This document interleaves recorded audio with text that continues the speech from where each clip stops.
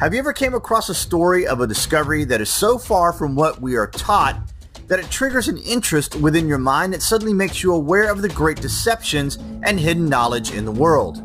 A sort of sudden awakening of the hidden consciousness. Do you understand what we mean by this, guys? One such discovery comes from a 1909 discovery deep in the Grand Canyon of artifacts that are not recognized as anything else but Egyptian in their origins. Does that not just blow your mind, or what? We're going to present some information in this video that is going to sound completely impossible, so just keep an open mind. Just wait until you hear this. In 1909, the Arizona Gazette published evidence made by two Smithsonian-funded archaeologists that they discovered an ancient Egyptian city in the Grand Canyon. This is something the Smithsonian has denied this project and even denied the existence of the two archaeologists. Strange, right? The discoveries conclusively prove that the race which inhabited this mysterious cavern in the canyon, hewn in solid rock by human hands, was of Egyptian origin, tracing back to Ramses. The mystery of the prehistoric peoples of North America, their ancient arts, who they were, and where they came from could be solved. Egypt and the Nile, and Arizona, and the Colorado will be linked by a historical chain running back to the ages which staggers the wildest fancy of the fictionist. A large tomb with mummified humans, as well as a mix-up of Oriental and Egyptian artifacts, as well as tablets with hieroglyphs inscribed onto them, were said to have been discovered. Although this remote area of the Grand Canyon makes for perilous traveling, expeditions by private collectors and academics went forward. The site of the discovery was roughly 42 miles from El Tovar Crystal Canyon, and the Arizona Gazette article noted that the cavern's entrance was 1,500 feet down a sheer cliff. This is not the easiest terrain to cover, but it's topography that could be overcome today. Conspiracy theorist John Rhodes claims to know the exact location of the caverns. To make things even more bizarre, David Icke connects the Grand Canyon discovery with reptilian overlords in his 1999 book, The Biggest Secret. This is not only the oldest discovery in America, it is the most valuable in the world. Nearly a mile underground, about 1,480 feet below the surface, the long main passageway has been delved into to find another mammoth chamber from which radiates scores of passageways like the spokes of a wheel. It's hard to believe such a story could have come out of thin air. If this story is true, it would radically change the current view that there was no transoceanic contact in pre-Columbian times. Is the idea that ancient Egyptians came from the Arizona area in the ancient past so objectionable and preposterous that it must be covered up?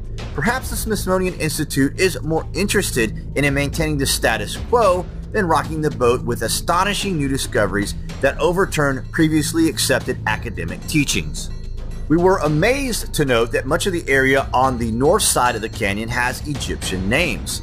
The area around 94 Mile Creek and Trinity Creek had names like Tower of Set, Tower of Ra, Osiris Temple, and Isis Temple. That can't be a coincidence, can it? Indeed, this entire area with the Egyptian and Hindu place names in the Grand Canyon is a forbidden zone.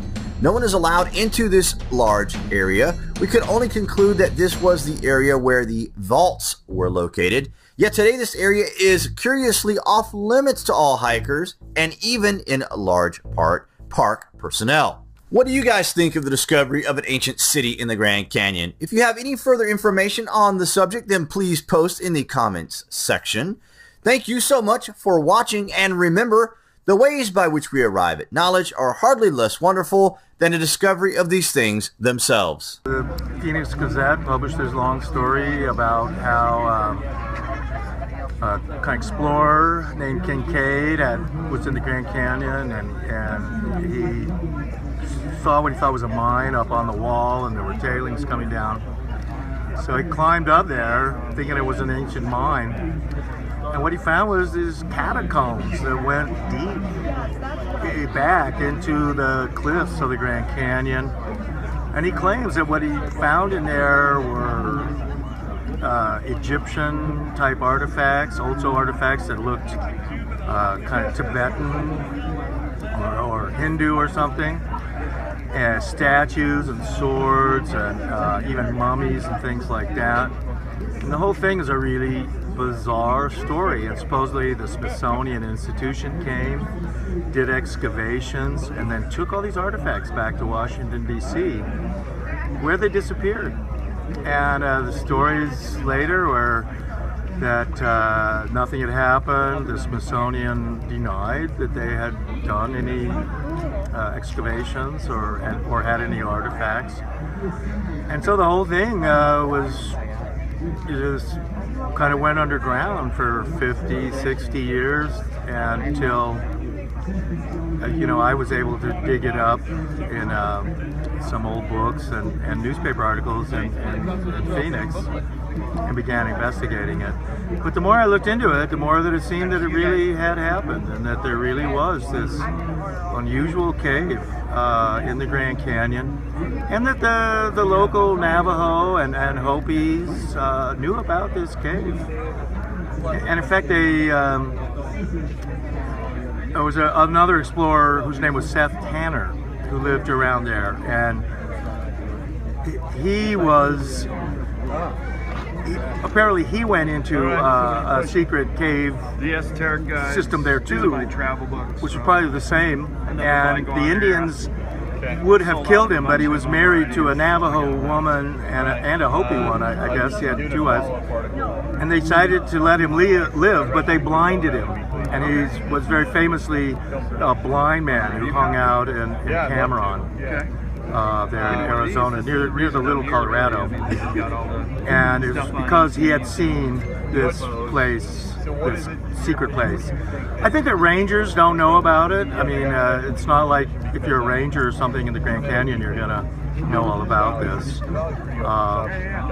But it must be a few people back in Washington, D.C. who are aware that this happened.